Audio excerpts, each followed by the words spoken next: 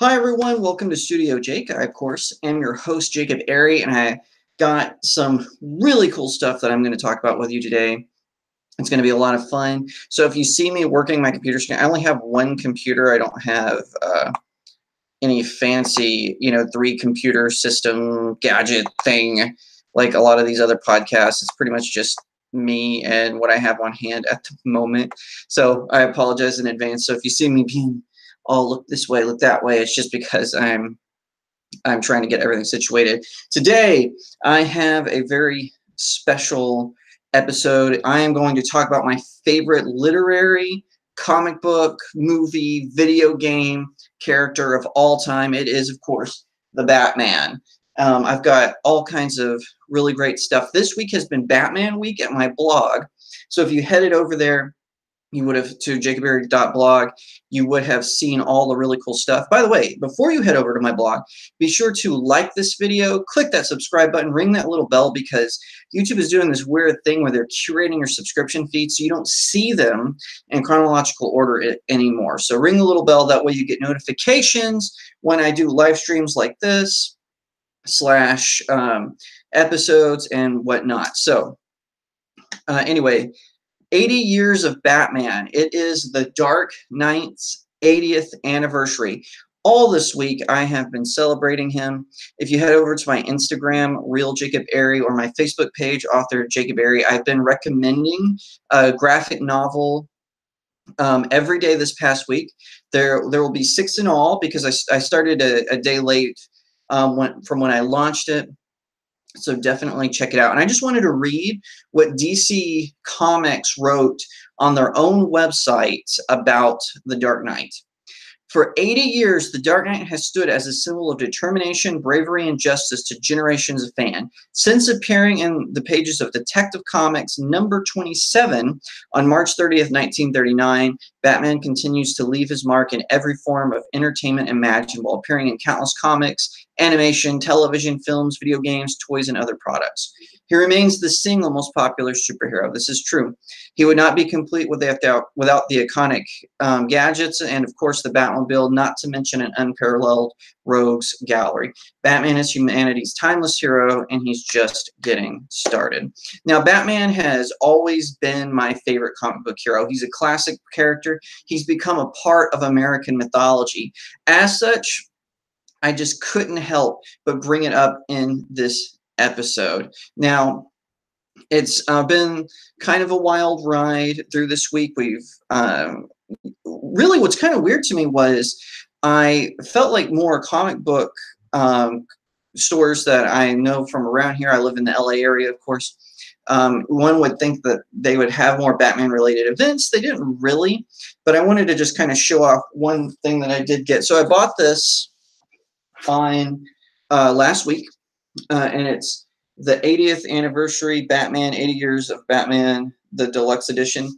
This is really cool, and for those of you who can't see, it's got some classic Batman stories in it from his early days. It's got the very first Batman story, debuts of characters like Batmite and Batwoman, Batgirl, Robin, Two-Face, Riddler, Man-Bat. It also has a sketchbook of artist Lou Sayre Schwartz. Please let me know if I'm pronouncing that incorrectly. But anyway, it's really cool. It's really great. I highly recommend it. Pick up your copy. You will not want to miss a beat. It's got all kinds of great Batman stuff in it. So now I'm going to kick off this a little bit because I want to read some stuff that I've written about Batman in the past on my blog. Again, you can head over to jacobberry.blog to see some of these writings. So I'm going to give the top 10 worst Batman performances. This is for film and animation, so it doesn't just have to go to the movie theaters. I wanted to give them these guys shout outs, and I know one or two on this list will be a little controversial, but get over it. So Ben Affleck is number 10 on this list. He would have been much higher, but he's not as bad as some of the others. But Buttflick is just, a poor portrayal of the Dark Knight.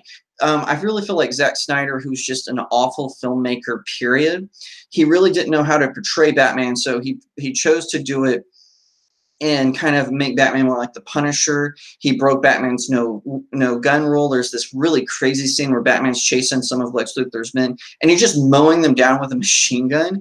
And that scene was meant to channel from Frank Miller's The Dark Knight Returns, but in that sequence, Batman is using rubber bullets. So he was kind of angsty and moody, but that's not dark and brooding. That's just angsty. So he's like, woe is me. I mean, he didn't even do that correctly. So number 9 is Troy Baker, who voiced Batman in several Lego Batman shorts. Now, however, he did do a good job in the Telltale video game series. But as far as like his appearances as Batman, he's a way better Joker. But as far as his appearances in those Lego shorts, I'm not incredibly impressed with him. However, I did see the trailer for Batman versus the Teenage Mutant Ninja Turtles, and he did do a good job, at least in the trailer. So maybe he's kind of got his stride. He knows the character a little bit more. But as far as those shorts, no. So next is Reno Romano, who was the voice of Spider-Man also in Spider-Man Unlimited, which was just a terrible network. It made me want to give up on Saturday morning cartoons altogether. But Reno Romano, he played Batman in The Batman, which was a show that premiered a couple of years after Batman the Animated Series. And they tried to get so far away from Batman the Animated Series that they just failed. His portrayal was awful. The only good episode that he did was I'm trying to think of what it was called. He did an episode that was based on The Dark Knight Returns, but it flipped out Joker and replaced it with Mr. Freeze. That was the only good episode where he voiced Batman. The name of it escapes me. So Steve Blum. Steve Blum is a great actor. He was good as Wolverine. He wasn't really that great as Lex Luthor, but he's done other good characters before, but he just wasn't a good Batman. And Lego Batman, the video game, which is not based on the film. So I have to put him on here. He's number 7. Of course, number 6, he would have been a little bit higher on this list, but there's just so many that go in between. Jeremy Sisto. So Jeremy Sisto, for those of you unfamiliar, he was on Law and Order, I believe, and oh my gosh, I'm not a Law and Order fan. I don't even think I've seen a single episode, so I can't really tell you if he's a good actor outside of that. But he was an awful Batman in Justice League New Frontier. His performance was just awful in every way, shape, or form. They were trying to give him sort of a classic Batman feel, but it just really fell short. So next we have Dick Gautier. I hope I'm pronouncing that right. Now, he appeared in a PSA with Burt Ward because Adam West declined to be in it. I believe it's his one and only appearance as Batman, and it just wasn't that great. Olin Soul, who was a character actor on the Andy Griffith Show, he took over for Adam West for a while in shows like The Super Friends and Legends of the Superheroes and things like that. He just didn't really do any good. He just didn't sound like Batman. Now, this one is kind of, this one has some what's the word I'm looking for? This one has some controversy behind it. Anthony Ruiviar from Beware the Batman. The show in general is just awful, but his performance in general, not that great. It's not impressive at all. Number 2 on the list is, of course, Jimmy Kimmel, who voiced Batman in Teen Titans Go to the Movies. Just a terrible performance. I don't even know. He's not even funny. Like, maybe he was funny when he was working with Adam Carolla, but he's really not anymore. He's just lost all of his mojo. He cries. He goes after claps, not laughs. It's just bad. And of course, you wouldn't be surprised. Number 1 is George Clooney, who, in my humble opinion, he's one of the most overrated actors of all time. I don't get why people think he's good. He's not, but nonetheless, he is number one on this list just for Batman and Robin. It was just awful. Joel Schumacher should be. I hope Joel Schumacher's film career kind of suffered after that, because Batman Forever could have been a good movie, because at the time Val Kilmer was really high on his game, but he just ended up with a bad director in Joel Schumacher. So that's that. So now we're moving on. So one of the most iconic characters to come out of Batman the Animated Series, which I'll more on that later, was Harley Quinn. She's appeared on Suicide Squad and whatnot, and she's kind of become like an exaggerated character because she's real popular, like with hipster girls.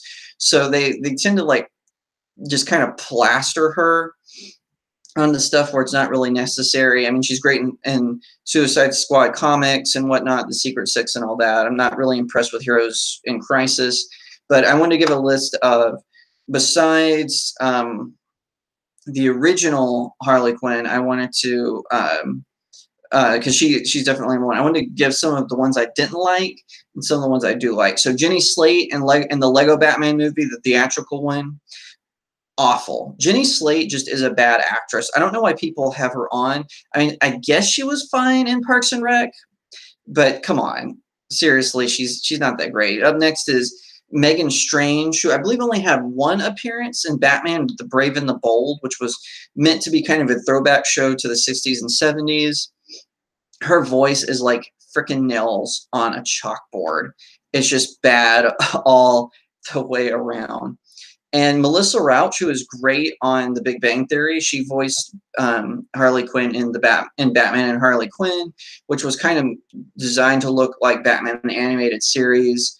And she sounds nasally the whole time. She doesn't even really capture the character. It's just really, really bad. And Laura Bailey from the Lego Batman video games, not based on the movie, but just some of the video games. She's kind of okay, but it doesn't really like hit it out of the park. Hendon Walsh from the Batman and Batman Assault on Arkham. She tried. She put her best foot forward. She had some big shoes to fill, but just never really kind of nailed the part. I don't think we'll be hearing from her as Harley Quinn time soon. Now, Birds of Prey had Mia Sara portraying Harley Quinn in the short-lived show. The show itself is bad, but Mia Sara as Harley Quinn was really good. She kind of gave like a really good creepy, evil portrayal of it. I gotta say, even though the show itself is awful, she did a good job as Harley Quinn. Now, originally the voice of Batgirl on Batman the Animated Series, we have Tara Strong. She became Harley Quinn for the Batman Arkham games. Great job. I think we'll be hearing from her, literally hearing from her more as Harley Quinn. Of course, we have Margot Robbie, who, whatever you think about Suicide Squad, and as awful as Jared Leto was, she was really good. I really liked her as Harley Quinn. And of course, gotta go with the OG, Arlene Sorkin. She is the best. She defined the character. She made Harley Quinn who she is today. And it's really funny when DC kind of tries to veer away from her portrayal, it always ends up crap. But she did a really excellent job. And of course, we can't have a Batman Day without talking about the Joker. So there are a lot of really bad and really good Joker portrayals, but I'm going to do this is another worst to best list, but I just wanted to talk about them for a little bit. Now, Tony Hale from Batman Ninja. Batman Ninja itself had a really, really great go, and then in the climax it kind of falls apart. But Tony Hale was lackluster as the Clown Prince of Crime. He's probably the worst out of all of them. All he did was just make himself nasally. He didn't sound any high quality Jokerisms or whatnot. Of course, Jared Leto is just awful. I can't believe they're thinking about giving him another shot, and I think it just blows my mind that Warner Brothers would be that stupid. He failed. It's over, done. to me, Jared Leto isn't really that great of an actor to begin with, because um, because I think that what's the word I'm looking for? I think that he's kind of overrated. Like, I'm sure he did. I think he was kind of acclaimed for Dallas Buyers Club. Good for him. But in other films, I've seen him. Now, he might be good in Morbius, but I just don't see him going any further. Now on to a few that I like. Now, I've got to give a shout out to my man, Cameron Monaghan. Now, when he was introduced in Gotham, a lot of people weren't really sure. Some people thought he wouldn't actually be the Joker. He would just be someone who inspires the Joker. But no, they went full Mr. J.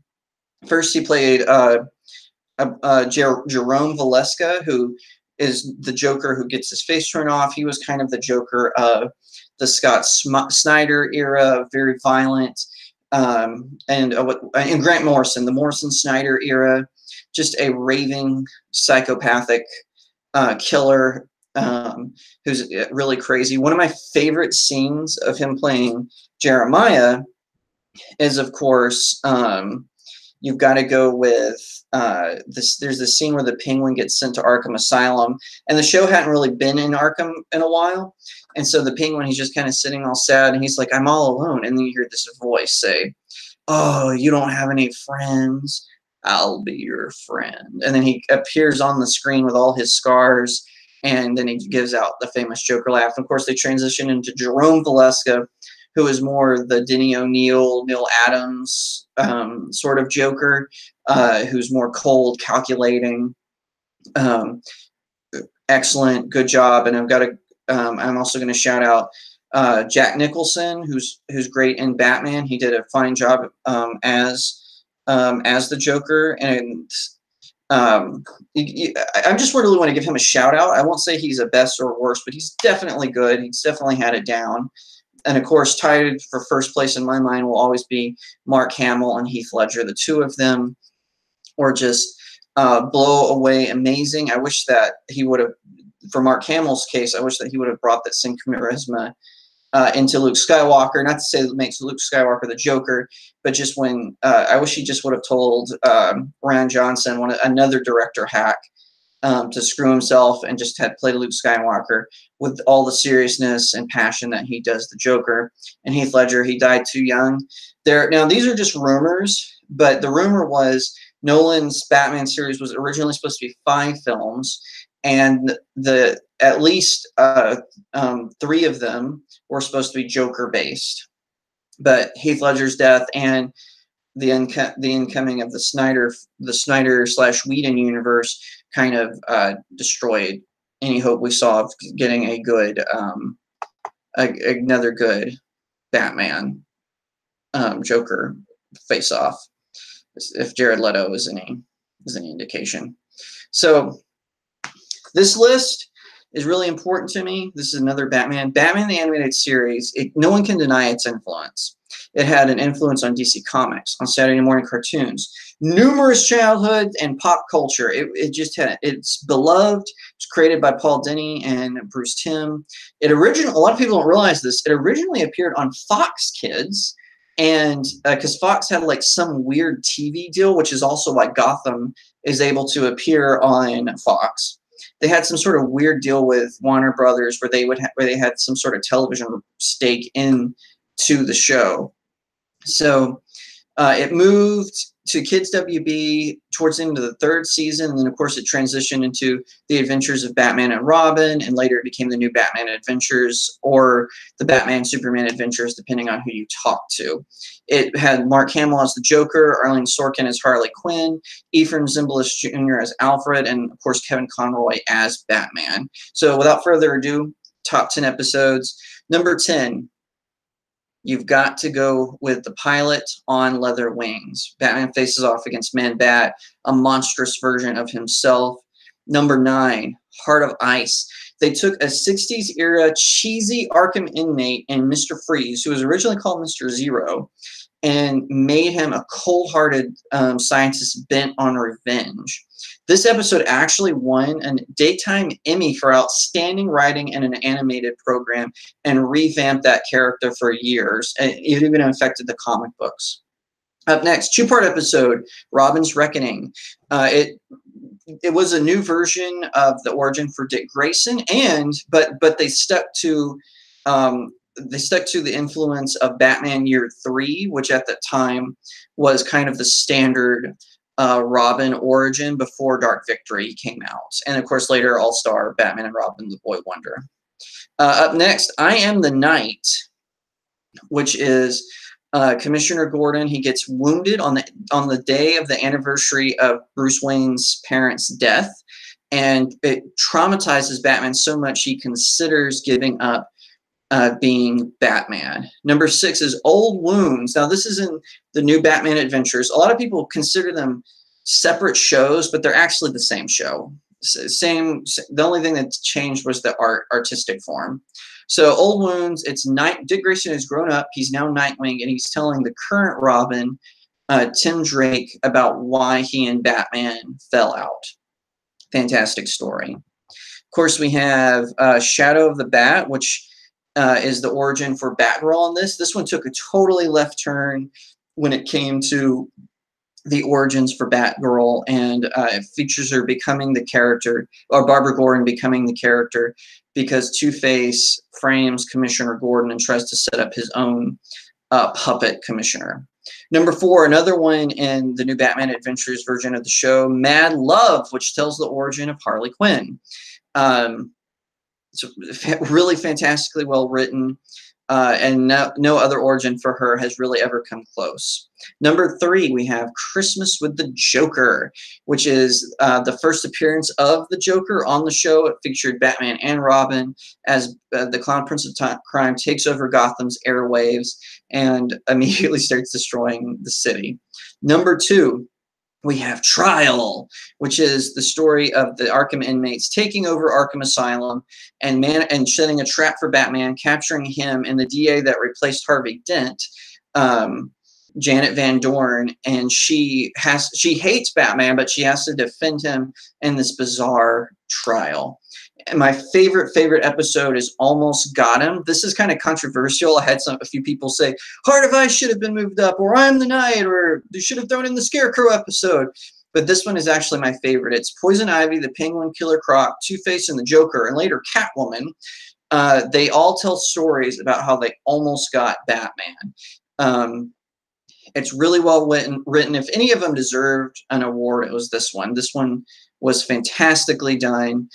Good for Bruce Timm, good for Paul Dini. It's incredibly impressive. Now, this is the moment you've actually been waiting for. I'm talking about the top 10 portrayals of Batman in media. I did this one for, I actually did this. This is an old list. I may have to update it soon, but I want to go ahead and bring it out. So I got to give an honorable mention before we get started to Jason O'Mara, who has kind of taken over Batman in the DC animated universe. So he's in The Death of Superman, Reign of the Supermen, Justice League War, Son of Batman, Teen Titans versus Justice League, so on and so forth. He does a really good job. He's excellent. He's smart. Although I didn't really care for his portrayal in Reign of the Supermen, I did think that acting wasn't really that good. But, you know, you can't always have winners, I guess. Number 10, got to go with Michael Keaton, Batman and Batman Returns. He definitely brought a dark twist to the series. Or to the back after it had been in the 60s. 20 years later, of course, Tim Burton makes Batman and Batman Returns. Great.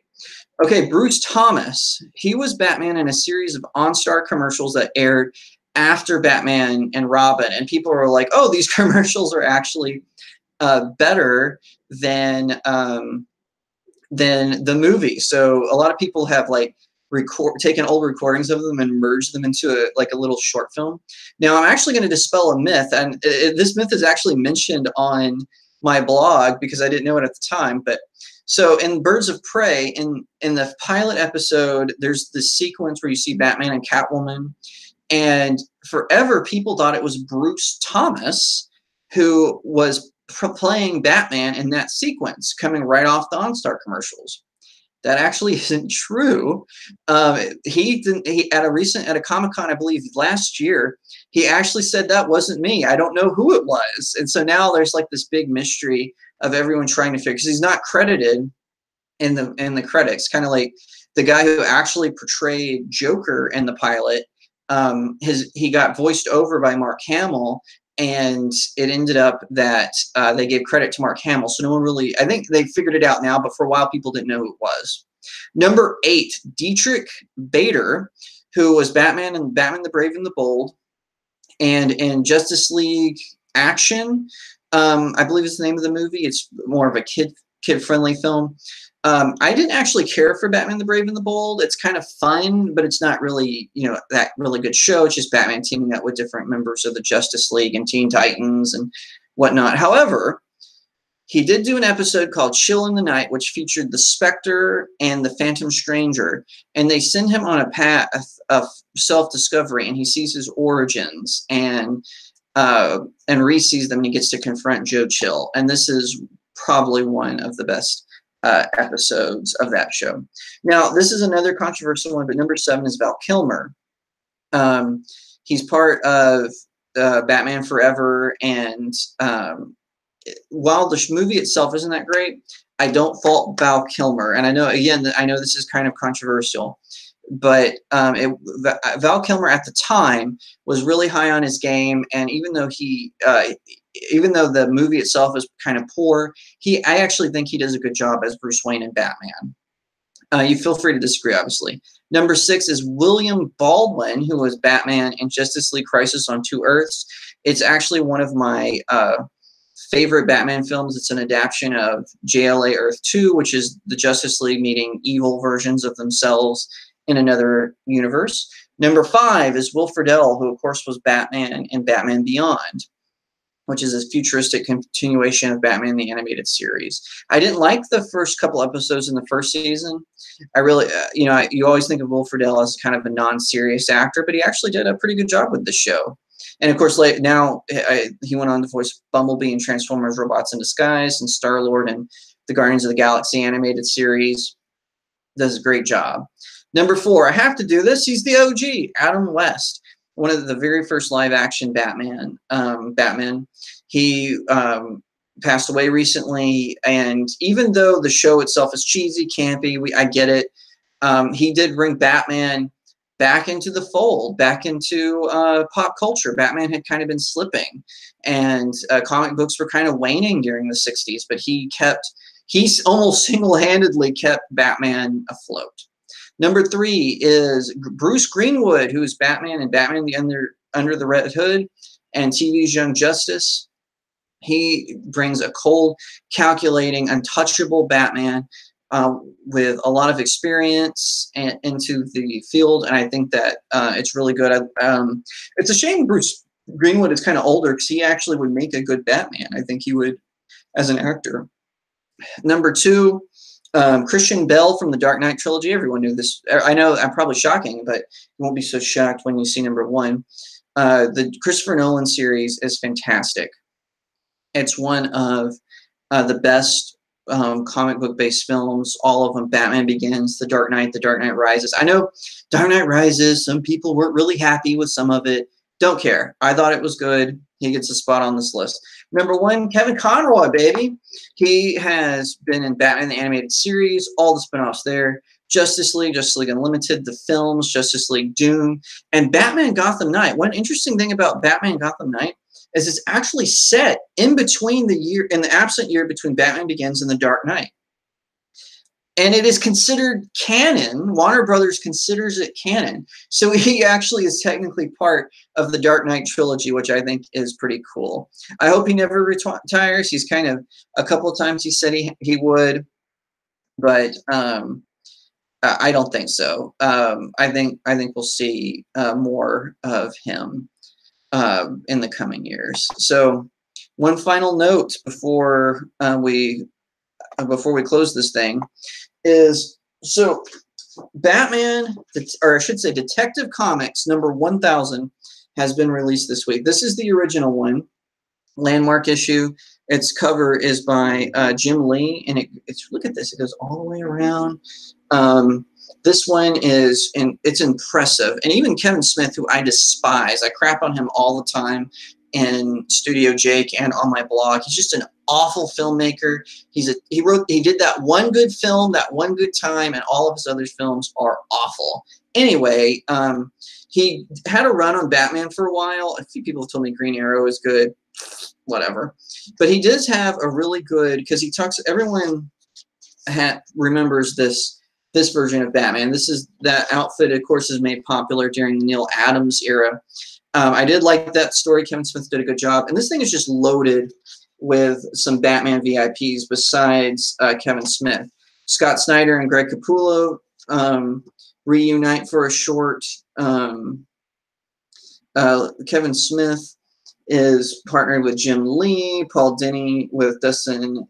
Oh, I know I'm gonna butcher this, but Nguyen, and Warren Ellis, Becky Cloonan. Becky Cloonan is an excellent artist. She does not get enough credit. I love her stuff. Probably, and of course, Neil Adams. Some people don't really care for his style. I love it. I think it's great.